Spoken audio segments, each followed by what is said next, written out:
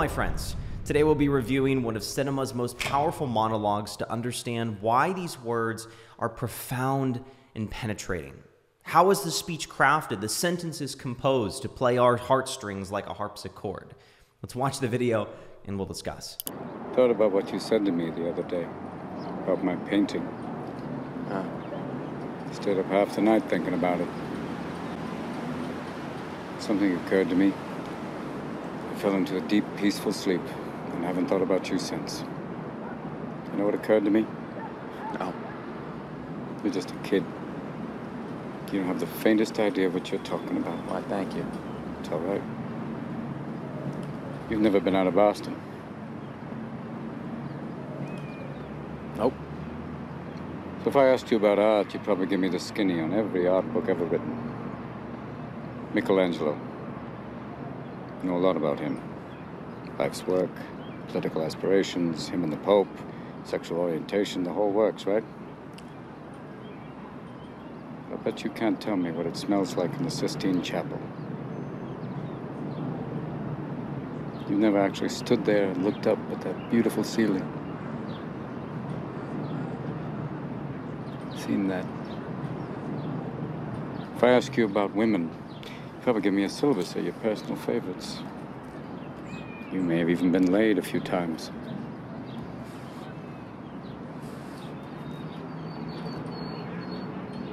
But you can't tell me what it feels like to wake up next to a woman and feel truly happy. You're a tough kid. I ask you about war, you'd probably throw Shakespeare at me, right? Once more into the breach, dear friends.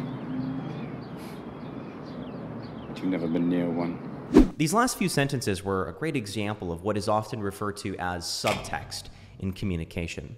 Subtext can best be thought of as the underlying theme or idea in a conversation or writing, and oftentimes speakers will make reference to a previous point without blatantly having to call it out. Robin Williams does this with war. He paints this picture of war, and then he says, but you've never been near one. He doesn't say, but you've never been near a war.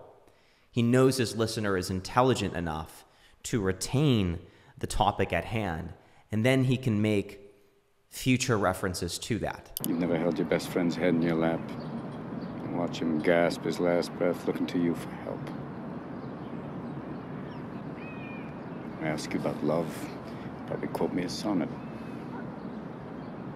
But you've never looked at a woman and been totally vulnerable. Known someone that could level you with her eyes. Feeling like God put an angel on earth just for you. Who could rescue you from the depths of hell. And you wouldn't know what it's like to be her angel. To have that love for her be there forever. Through anything. Through cancer. And you would know about sleeping sitting up in a hospital room for 2 months, holding her hand, because the doctors could see in your eyes that the terms visiting hours don't apply to you.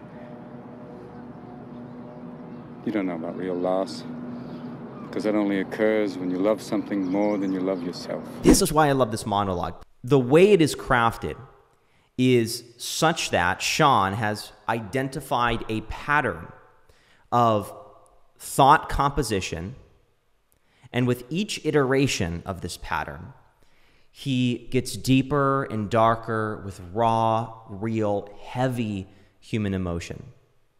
He is erecting this scaffolding, and with each level, he's layering in a new quality of emotion. The last one is far more deeper and penetrating than any of them because it deals with something incredibly real, the decline of someone's life. And the way in which he describes this, he really goes for the verbal knockout. He stretches it out in its sad, surreal truth and detail. But he does this sequentially. He starts with Michelangelo. We might even objectively label that as art. And then he transitions to women and ribs a little with Will, the character played by Matt Damon. And then he transitions to something more deeper, rooted in what you assume is his personal experience, and that is war. And then he double clicks into that theme that has been identified of loss, where he made the allusion to holding his friend's head in his hands as he gasped for his dying breath. And he takes that idea and he builds upon that further by taking that emotional connection that you might have with someone to the most profound way in which that emotional connection can likely be represented in life, and that is with the loss of your life partner. It's this escalation of emotional experience that is rhetorically packaged and delivered in a way to be almost like 3 quick stab wounds of a knife, and then one long, slow, painful twisting and turning of the blade that makes you realize how excruciating life experience can often be. I doubt you've ever dared to love anybody that much. I look at you, I don't see an intelligent, confident man. I see a cocky, scared, shitless kid. But you're a genius, Will. No one denies that. No one could possibly understand the depths of you. But you presume to know everything about me because you saw a painting of mine. You ripped my fucking life apart. You're an orphan, right?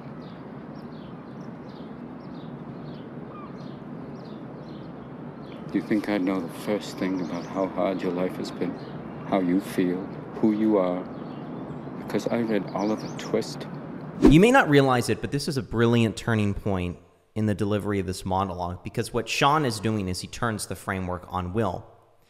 He has developed this thought pattern, the one we talked about earlier, where he says, here's an experience.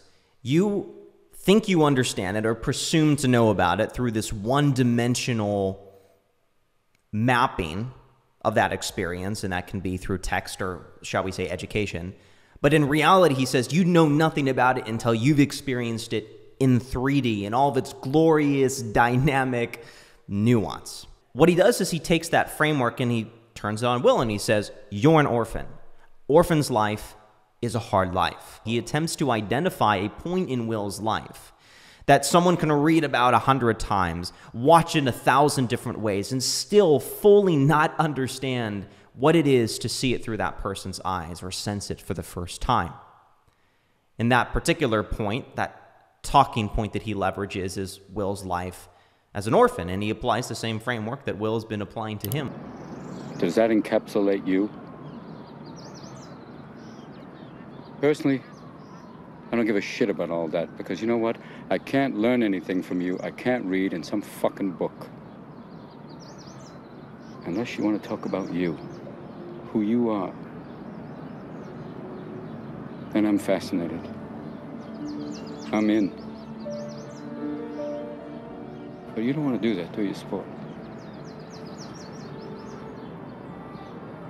You're terrified of what you might say.